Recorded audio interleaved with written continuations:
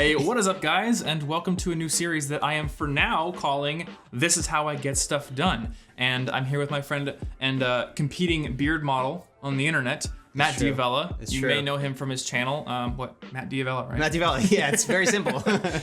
Where he's got a lot of videos on habits, productivity. Minimalism is something that you focus on for the most part, I would say, right? Mm-hmm. Yeah, minimalism is definitely that's definitely where I kind of formed my initial start on YouTube, was talking about simple living. And you came to YouTube from the documentary world, right? Yeah. You've got a documentary on Netflix with the minimalists who have actually met once before. Yeah. Yeah, they're really cool guys. Yeah, I saw. I think I was either watching a video of yours or read a blog post where you were talking about that experience of kind of seeing the minimalist and meeting up with Colin Wright. Yeah, I was in Des Moines. We got burritos. Amazing. It was an excellent night. So what I want to do with this series is sort of explore how other insanely productive people get things done, kind of dig into their processes, the systems they use, all that kind of stuff. And you're my guinea pig. So. Right. This is the first one. This is the first one. Amazing. We're just going to see how it turns out. And I guess the first thing I want to start with is just sort of getting an overview of what do you say you do here, essentially?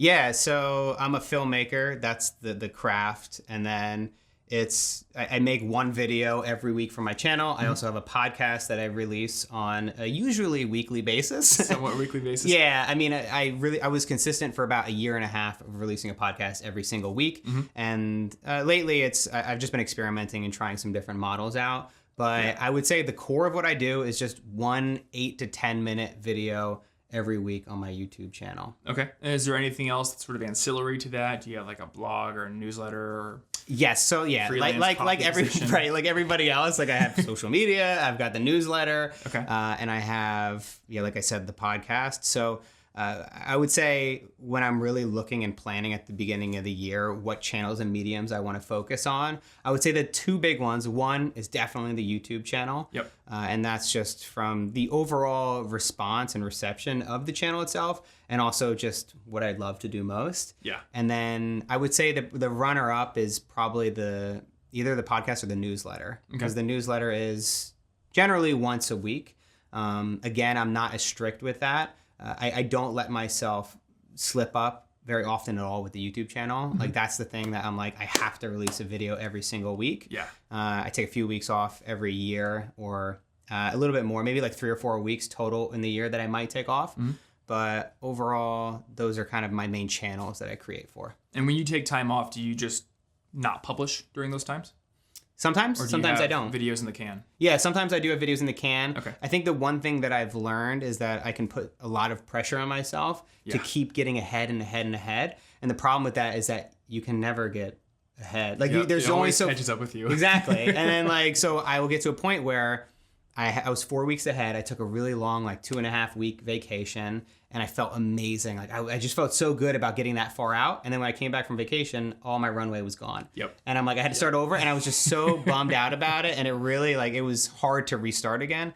So I've started to pull that pressure back a little bit on myself and say, you know what if instead of going 4 weeks, 6 weeks, and just trying to always get ahead, what if I just created in the moment? And then I was just week to week, or maybe 2 weeks most, and not feeling like I always had to get ahead. And that's helped so much with my sanity. Yeah, there's a certain beauty to that too, right? I think there's this preoccupation with getting ahead to the point where you'll never have to work again. Maybe that's the fantasy. Yeah. But there's a certain beauty to just knowing you have to get up and do your craft every day. Yeah, and I do think that that's something that we kind of idolize in our head, is this idea of I can just sit back and relax and I won't have to do anything. I think there is an element of it that in the short term, it takes pressure off yourself, at least to have 1 or 2 weeks ahead. Yeah. But I do really like releasing more closer to the moment. Like I just finished up a video 2 days ago and I release it today. And that to me, I feel closer to the project. I feel closer to the feedback that it gets, and I can understand how people are responding to it more. But when you're 4 or 6 weeks ahead, it gets to the point where you're just kind of pushing it out there. You know what I mean? It's more like a factory and less of an art. So you briefly mentioned that when we sit down to plan, you're looking at the year. Do you actually plan a whole year and ahead?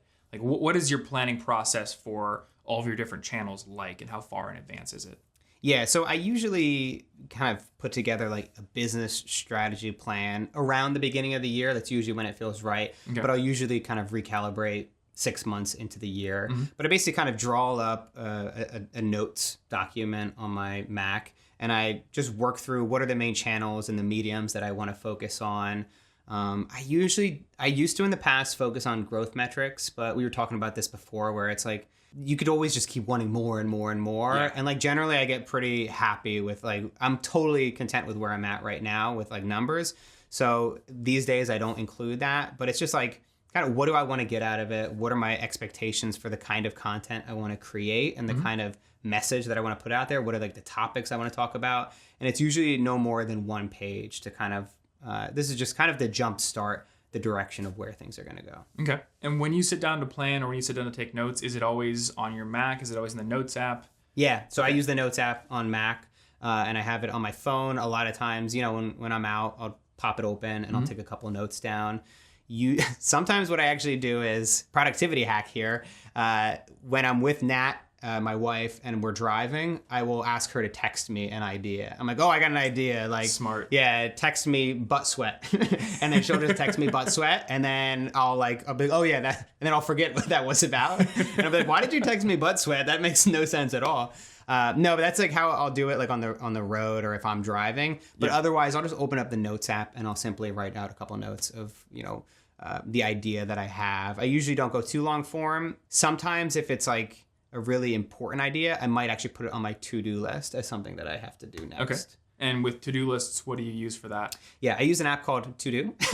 It's TEUXDEUX. Oh, okay, that one. Yeah. Yes. Really awesome. I found out about them probably about 5 or 6 years ago, and I've been using them ever since. It is crazy simple. It's when you open it up on your web browser, all you see are, I think it's 5 days of the week, and then it continually just shifts over. Okay. And then if something's done, you obviously check it off, and then it grays out. And if you haven't done it that day, it'll just automatically move to the next day. So it's like, is it like Kanban? It's kind of like sideways then? It's not just a straight up list of tasks? Yeah, it'll be like, you know, Monday, Tuesday, Wednesday, Thursday, Friday. Gotcha. It'll basically be each day.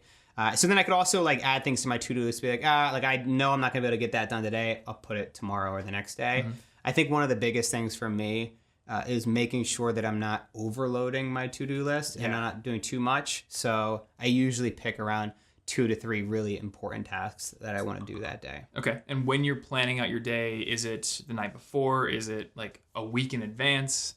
How are you planning out individual days? Yeah, when I'm planning my days, it varies. You know, I'm pretty type A. Okay. But there's a part of me that's also kind of flexible and needs to go with things in the moment and like what I feel like doing. So, I mean, I could have a task that says like, write next week's video. But then when I wake up in the morning, like I try and I'm just like, I just don't like, I'm not inspired right now. You know what? I'd rather right now just start like editing my video that's going live this week and let me just work through that a little bit to feel a little bit productive, to kind of build that momentum of work. Yeah. It's still on my to-do list and I'll probably get to it, but at least I could, it's kind of, I'm willing to be flexible in the moment if I have to. So what you're saying is, as one of YouTube's productivity gurus, you don't stick to your plan. I don't. No. This is a scandal. Yeah, 100%. You throw the plan out the window. Like once you get, everybody has a plan until you get punched in the face. I think Mike Tyson said that. Yep. So that was actually Michael Scott. Mike Tyson. Michael Scott said that, but you know, yeah, I was most of the time I would say I stick to it. What I also do is I will sometimes add my personal tasks to my professional to-do list. Like a lot of people talk about work-life balance. So do you usually keep them separate? No, I don't. So okay. I always bring them all together. That's a big thing for me too. Yeah, but it's not like I'm not putting every single thing that I would do personally on this list, but it's like the big things. Like I will put the workout or the exercise routine that I'm doing for the gym. Okay. One thing, it's actually surprisingly difficult to remember when you're going to the gym 4 or 5 days a week to remember, did I work out biceps yesterday or did I do back or legs? And like, it's very easy to kind of mix those up. So that way I know that it's there and I can also keep track of what I'm working out. But I will also like, there's actually a separate section on the to-do list where you can add groceries and other stuff. So, oh, cool. Yeah, okay. I will kind of, I don't know. People believe in the work-life balance, that everything needs to be separated. But at least with the work I do, I feel like my life is so intertwined with it. Like I really love my work. I wake up every morning really excited to work. Yeah. And so I don't mind like bringing my personal life together with it. Yeah, and the way I see it, unless a corporation is forcing you to use a specific tool, like, I don't know, Outlook or something for your job, you know, one tool can kind of work for everything as long as you know how to split things up, whether it be by labels or projects or what have you. Yeah, that works pretty well. Yeah. So you use one to-do app, and do you use like a calendar app as well? I use a calendar app. Okay. I just the regular Apple one? I use Google, actually. Google, okay. Yeah, I use Google calendars. And like within the calendar, you would see that I usually create like a day event for each piece of content I'm going to create. Okay. And it's all under a different calendar, so it has a different color label. Yeah. So if I'm releasing a YouTube video, that would be yellow in the calendar. If it's a Patreon exclusive video, it would be orange in the calendar. And then my podcast would be a separate color in the calendar every Thursday. And those are like, to me, and actually what's interesting about that, or not, depending on... I mean, if you watch this far, you probably would find this boring stuff interesting. Yeah. But this is also how I plan my videos into the future. So right now, I'm kind of like crazy ahead, where I have 3 months ahead of video ideas for every Tuesday marked down. That's awesome. Yeah, so it's just the concept. I don't have these videos written or scripted out or anything, but I have a general idea of where I want to go with it. And when I'm creating these videos, I have a nice balance. Right. So it's like, all right, I haven't made a video about minimalism in a while. I think it'd be a good time to kind of workshop an idea that would fit that. Maybe I can do one on habits. This year I'm doing every month a 30-day challenge. So that's always those, so that one needs to be slotted in at some point. And I try to figure out that balance. There is part of me that always feels like, oh, I should do 2 videos this week. Like because I now that I have 3 months of ideas, I'm like, oh, it'd be great to really put out just a couple extra videos in there. Yeah. But I try to release that temptation because I just know that's the fastest way to lead to burnout. Have you tried it in the past? Yes. I did about 2 months of 2 videos every week. Okay. And I just noticed that one of the videos would always suffer in quality. My personal life would certainly suffer in quality. Yeah. And it just wasn't worth it. Yeah, I definitely had weeks where there were tight deadlines and I've gotten 3 videos out in a week. And then I start to convince myself, oh, I could do 3 videos a week just like all these other big YouTubers. You know, they're so productive. Why can't I be? But no, it's a recipe for burnout for sure. That's definitely where it comes from. It definitely comes from seeing other people and other channels, people who I admire, people who I love their content. And I'm like, how the hell are they putting out 3 videos a week? Like, this is absurd, the amount of time and energy it goes to make these videos. And like, one, you just never know what's actually going on behind the scenes. Like, they could have a big team. They also could be really stressed out and it could be overwhelmed. And it could be like not the best thing for their own health. Yeah. So I try not to measure myself based on other metrics, whether it's the number of videos somebody else is creating, how much money somebody else is making, or how many views they're making. And I try to just measure it based on, am I happy? Do I feel content? Am I happy with how the videos that I'm making? Am I proud of what I'm making? Intrinsic versus extrinsic. It's hard to do. It's easier said than done, but that's kind of what I strive for. Gotcha.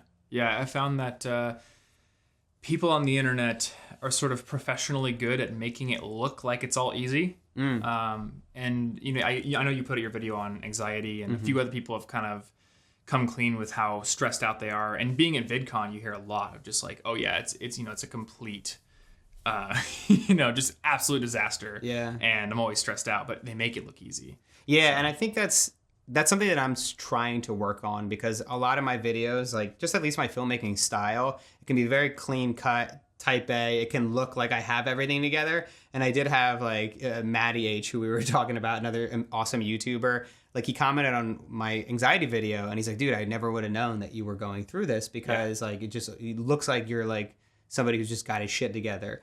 And it's like, I will say that a lot of times I do have my shit together, but like, we all have our lows and we all have these really challenging periods of our lives. And it doesn't matter how many subscribers you get or how much money you're making, you're always going to have these really difficult things to get through. Yeah. And I think it's like, you just try to be more open and honest about that in each video you make. It's like, I'm not going to do a video about anxiety every single day. I still have it. Yeah, exactly. But it's, right. It's still going on.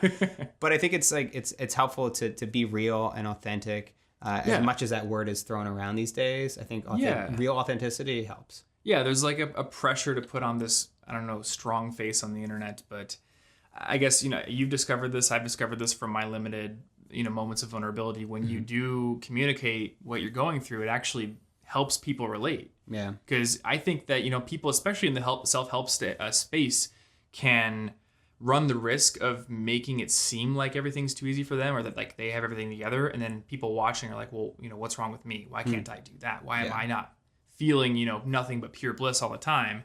And then they get to see like, oh, the people that I'm watching, they also go through these same exact human struggles. Yeah, that was a turning point for me, I would say probably last year, at the beginning of the year, where I felt like I was hitting a wall in terms of what content I could create, because I just was only talking about what I knew and what I was an expert in. Yep. And then I was like, this is like, I only got two things. I've got filmmaking and I've got minimalism. And like, that's like, and like the minimalism, I'm like, am I an expert? I'm not Marie Kondo, but I'm like, I know enough to talk about it. And I'm like, okay, but I need to branch out, and I'm getting a little bit bored talking about these same things. Yeah. So I was like, what if instead of being an expert, I was an experimenter? What if I just poke the box and I just start playing around with things, and that's where the experiments came from. Like cold showers for 30 days. Like, I'm not an expert in cold showers. I don't know who is. I'm not Wim Hof, right?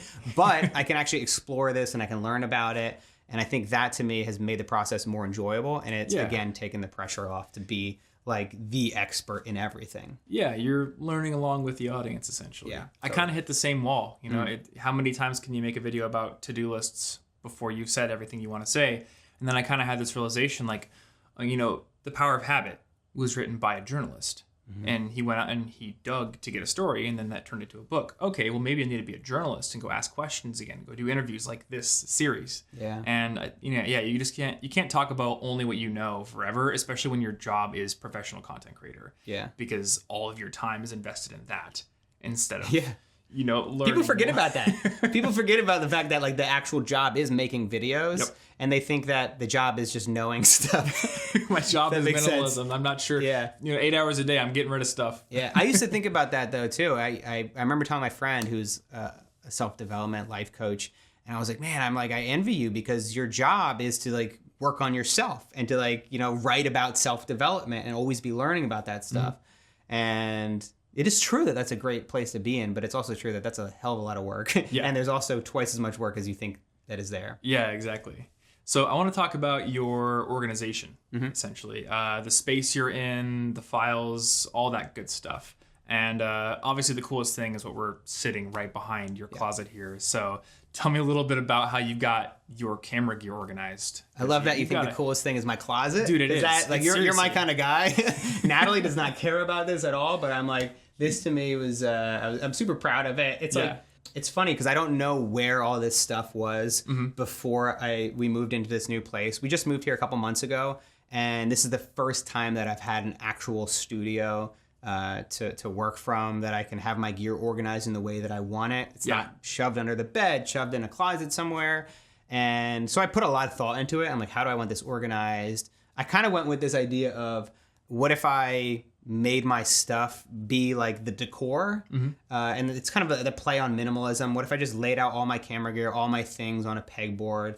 And then, what if I laid my lenses out, pulling from inspiration from other YouTubers, other videos that I've seen online, but also just trying to keep everything organized and easy to go. Having my battery station set up so I can charge any battery for any device I have. Load it right up. That saves me a ton of time. That's genius, just because it's always plugged in. And I'm guessing you probably do like one on the charger at all times, so you have an extra to go. Yeah, so usually when I finish a shoot, I'll take all the batteries and then I'll put them on the top shelf there, and then I'll load all the batteries up. There will still be a few left over that aren't charged. I'll go through, charge all those. Maybe I'll come back a couple hours later, take them off, put them in where they're designated in like the drawer below it. And then the cube goes from there, and I take the batteries from the top and then I charge those. Gotcha. And then eventually, so then basically no uncharged batteries go in that drawer, because that's a mess when you just look at a stack of 20 batteries and you're like, which one of these is charged, which isn't. It can be stressful, and like you have to go out and charge each one.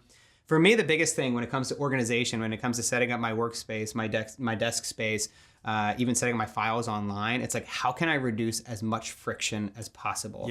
So it's easy to get to work. Even in setting up this desk right here, I originally had it kind of jutting out into the room, and it created a nook behind it.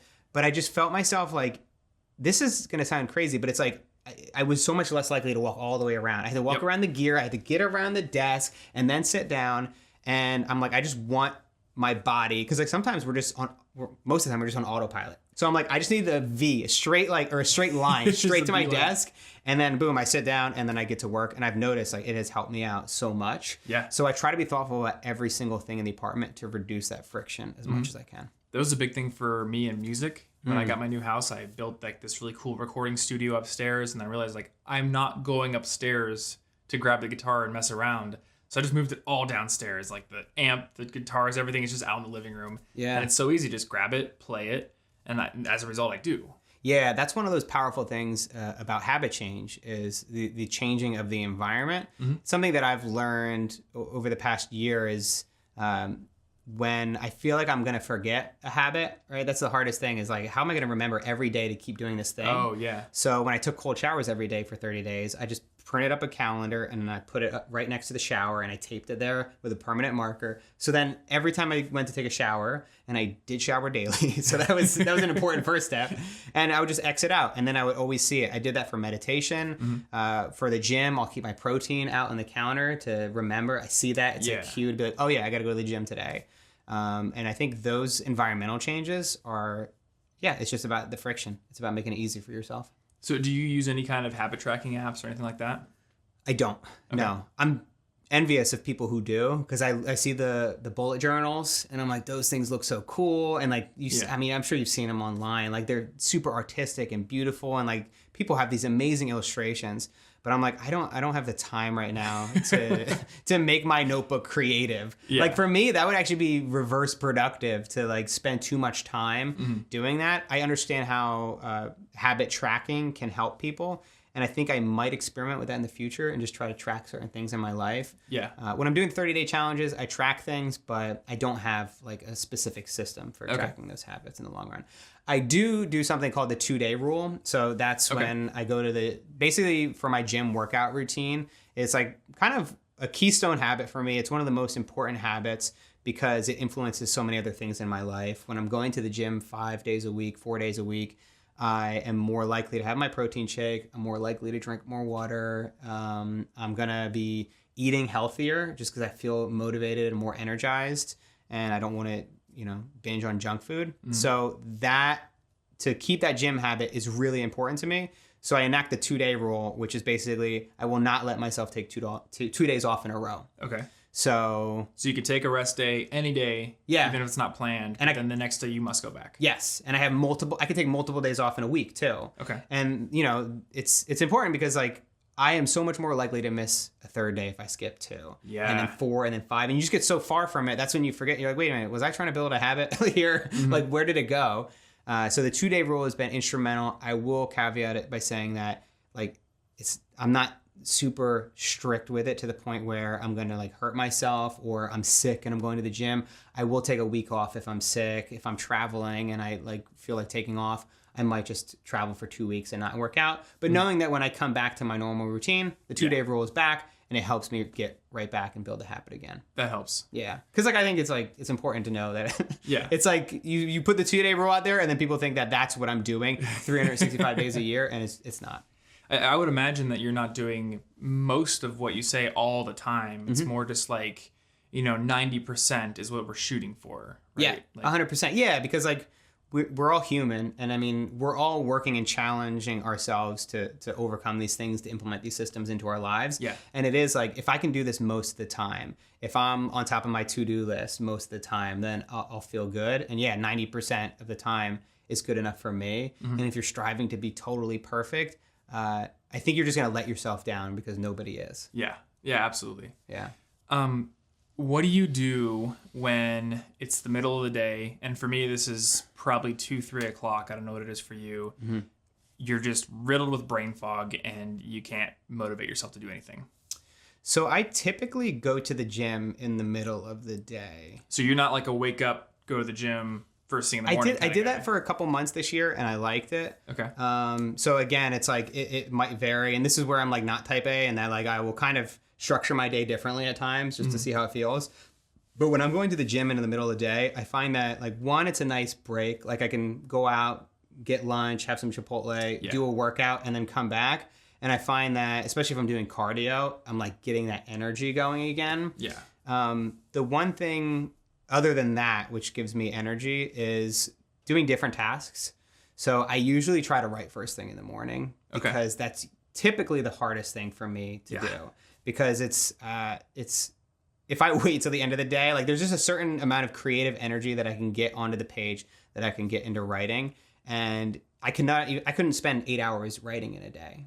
I just couldn't. I get, after a couple hours, I usually get pretty tired and I get enough done that I'm happy. Mm-hmm. So I might write for 2 to 3 hours in the morning and then do editing. I find that editing for me is a little bit easier to do when I'm kind of feeling a little bit of brain fog, when I'm feeling tired. I will give myself some breaks. So I won't just work for 4 hours straight. I will work for an hour. I might set a timer to remind myself to stop working an hour, just to take 15 minutes off, to kind of get my eyes away from the computer screen, to take a lap around the apartment, to talk to Natalie, or get a glass of water, and then come back to my work. Okay. What time do you wake up in the morning? Or do you have a specific? I mean, I know you did was it 4:30 in the morning? I think it was challenge? 5:30. 5:30. Yeah, which was not far off from my normal routine, but far enough that it really negatively affected my life. And also so strict. I was like, I'm going to do it for 30 days straight. Yeah. So that was part of the problem, is that I didn't allow myself the flexibility of, I didn't do the 2-day rule. It was like every day when I'm traveling, regardless, time zone changes. So that was really difficult. But typically I wake up around 6:30, I would say, on work days. Okay. If we had a late night or something else, then I'll sleep in till 7. I'm usually rarely in bed past 7:30. Do you have a pretty strict bedtime, or is it just sort of whatever happens? When Natalie had her full-time job, it was more strict, because she would just be like, all right, it's like 9 o'clock or 9:30, got to get to bed because I got to be up early to get to work, and I got to commute. So yeah, usually it was a little bit more strict then. Now we're still in bed by 10 p.m. Oh, okay. Yeah. So that's still pretty early. Yeah, we're pretty boring. Okay. So you're getting 8.5 hours then? Yeah. It's a pretty good amount. Yeah, I would say definitely 8 hours a night for sure. Cool. Yeah.